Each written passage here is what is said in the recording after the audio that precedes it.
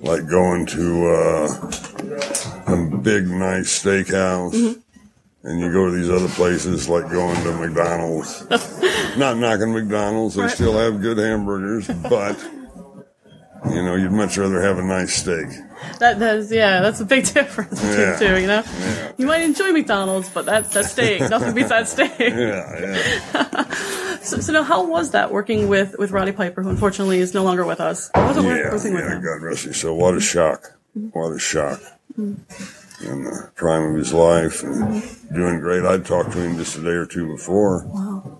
I got the call, and it's just, you know, like I said, it was just, I was shocked. But working with Roddy Piper would be probably the funnest time of my life. There was never a dull moment with Roddy in the ring or out of the ring on the road. It was just you know, I could listen to him for hours, and that's a good thing, because we were in a car together for all the miles I had to listen to him for hours. But I enjoyed it, which made it great. What's your favorite Roddy Piper story from traveling or backstage? You know what? I've been hit in the head so many times that it's hard for me in the space of time we got to really pinpoint something. But I just had a great time with Roddy. First class man all the way. Loved his wife and his children, and loved the wrestling business, and gave everything he had to it. Amazing. Yeah. So what was like? I mean, you were part of the first WrestleMania. You were part of the main event. You know, what was that like? What did it feel like to be part of such a huge event? You know, for that time. Well, when it actually occurred, being in Madison Square Garden and everything was always, you know, a great feeling. But in the first WrestleMania, you knew it was very important. And you knew there was a lot riding on it. But at the same time, when you get out there and get started and going and the blood starts flowing, those things you really don't think about. You just think about what you're doing and the match at hand. Right. So even though it might have been a little maybe excited about the event, when, you know, things got started, you're right back to, you know, getting the job done. So it's almost like, you know, any like match, you're just focused on what you need to do and what you need to accomplish. Sure. Interesting. And then you also did WrestleMania 2. Yeah, 2 and 3 and 20. I think 20. It might have been 21, but I think it was 1, 2, 3, and 20. Wow. Now, did you get was it the same sort of feeling at WrestleMania 20 that you had at WrestleMania 1? Well, no, because I was watching The Undertaker beat the heck out of Randy.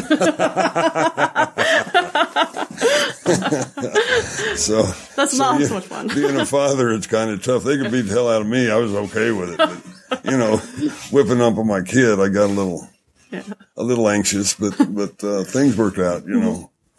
So speaking of Randy, I know that you helped and had a hand in training him. A little bit.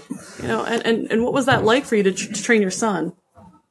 Well, Randy was a real good athlete anyway, to start with. And like me and my dad, he had watched me from the time he was just a little kid growing up. And I think when you've got the opportunity to watch something over and over and over again, you have a jump, you know, it gives you a head start on maybe the other guys in the class or in the room. But Randy, I think, well, I'm his dad. I think he's the best. But he definitely is one of the best that's ever been in the WWE. Absolutely. And I'm very proud of that fact. And very proud of Randy. Absolutely. I think there's no doubt that he's going to be a future Hall of Famer. He's going to follow in your footsteps. Oh, yeah, I would think so. And what was it like? I mean, you've teamed with your father. What was it like teaming with your son? Oh, it was great. It was great. That's amazing. It was, shoot, as things go, it was really fun, especially when we had the deal going with The Undertaker. That was just a blast. It was phenomenal to me. I used to hear that dang song. I'd go to bed and I'd hear that damn song. It does. It sticks in your head.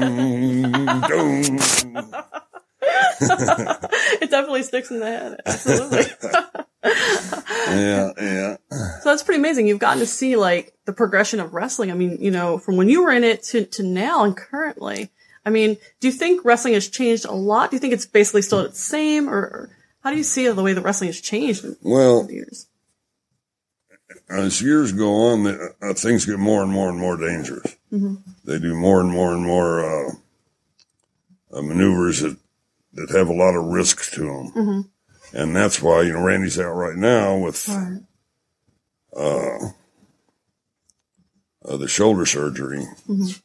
And he's had 2 or 3 surgeries. I had my knees replaced, but long after I got out of the wrestling business. So I think there's a lot more injuries nowadays. Mm-hmm. But it's because these guys work so hard to give the fans what makes them happy to come to the matches. And, you know, they're having fun out there, which is what they should do. The fans are having fun. Mm-hmm. But your body can only take so much. Right. Absolutely. Now, speaking of injuries, did you have any serious injuries, like when you were career? What was the most serious injury? Outside of your arm, of course. Of course, outside of your arm, of course. Oh, yeah. It still broke, I think. I was glad to see you finally got the cast off, right? Not really. I've had my bell rung a lot, but, you know, that is just par for the course. Mm-hmm. But as far as real serious injuries, you could probably make the argument that my knees would bend because I had to have them replaced. Right. But it's not something that bothered me while I was in the wrestling business. Right. Okay. This is something that just over the year, you know, in time, it just kept wearing and wearing and wearing. Mm-hmm. And I finally had to walk up and down stairs sideways and things like that. So I figured I better do something. Right. Yeah, that makes sense. So I went to the doctor. He said, you probably need new knees. Mm-hmm. So I got them, and now I'm pretty good. Hell, I grew up an inch and a half when he put the knees in. Well, I was taller. Did they tell you expect that, or was that an unexpected side effect? No, but your body, you know, as you age, your body settles, and your knees, you know, all the cartilage, everything was, well, not cartilage, but whatever the hell it is, it's in that fluid in there was gone. So, So it makes you shorter. Oh, wow. I never thought that. Sure. Makes so much of a difference. Sure. Same thing with your back. They wanted to do an operation on my neck for my bottom 2 discs, but I've got these exercises I do, and I'm not in any pain, so, you know, why get cut on if you're not in pain? Sure.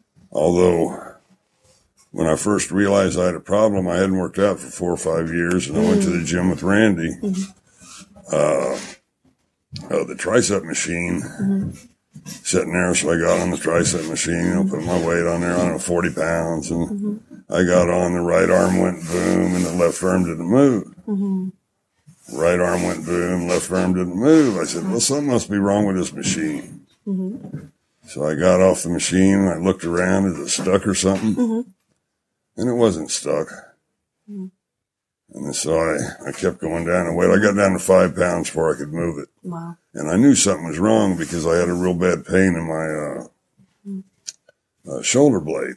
Right. And I thought that's what it was, but it turned out to be my neck. Wow.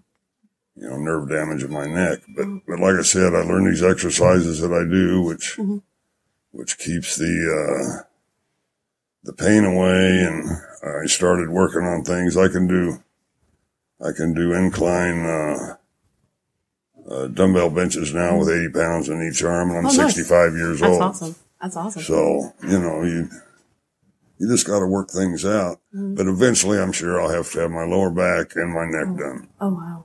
You know, but if I can make it, you know, maybe I'll get lucky and die before I no, I hope that's not any time soon. Since I'm planning on living to 100, I guess I just better take care of my neck and back.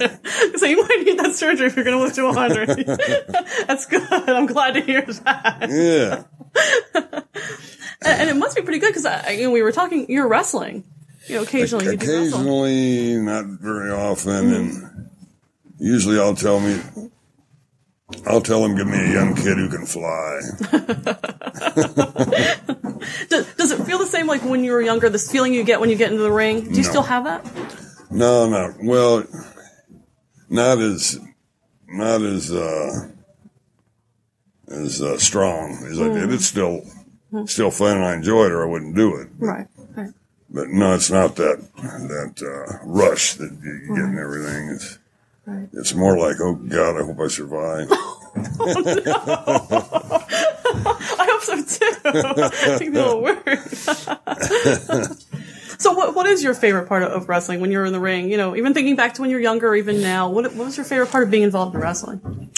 Well, just being able to make sure that the folks watching enjoy themselves, and put the match together in my head, and go out there and make things work. You know, the way that I've got them planned, and the way I want them to go. If I can accomplish that, then I'm happy. Yeah, wrestling, I think, is an art in that way. You know, putting together. It's like telling a story. Certainly. In that sense, it's kind of amazing to see that all come together. Yeah, exactly. You know. So I mean, you do signings and you do things. Would you ever want to do something else? And you've managed Randy. Would you ever want to do something else in wrestling, in the business? You know. No. I'm pretty happy to do what I can. If I get one show a month, I'm just happy as a pig in the sty. I thought I was going to say something else, didn't you? I did. For a second, I held my breath. I thought, wait a minute. This is a PG show. Hold on. Wait a minute. So I was glad for that one.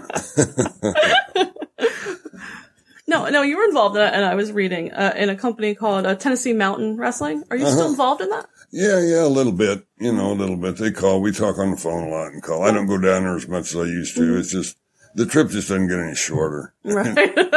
Darn it, right? Yeah. You think the more you did it, the shorter it would feel, right? Right, exactly. Now, how did you get involved in doing, because it's an independent company, how did you get involved with it? The guy who actually runs that company, Terry Landell, used to carry my bags. Wow. When he was just a little kid, he'd carry my bags in the ring and he'd get in free. Right. That's how he got in the building free. So I've known him for years and years and years, and he started doing a thing down there in Knoxville, and I just enjoyed going down and helping him with stuff.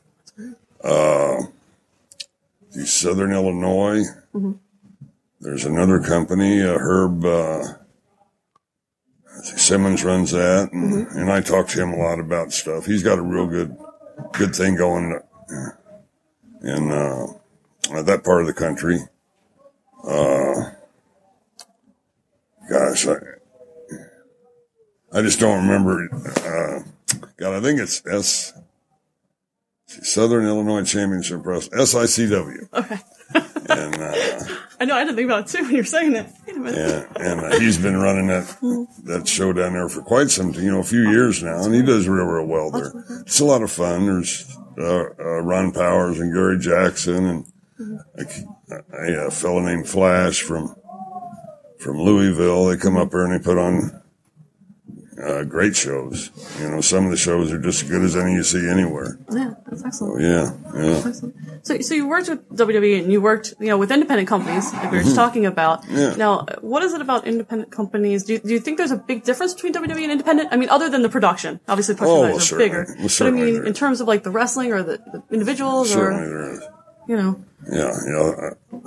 When guys go to the WWE, they put their time in, and they've learned, they've got better and better and better through doing it over and over and over. Right.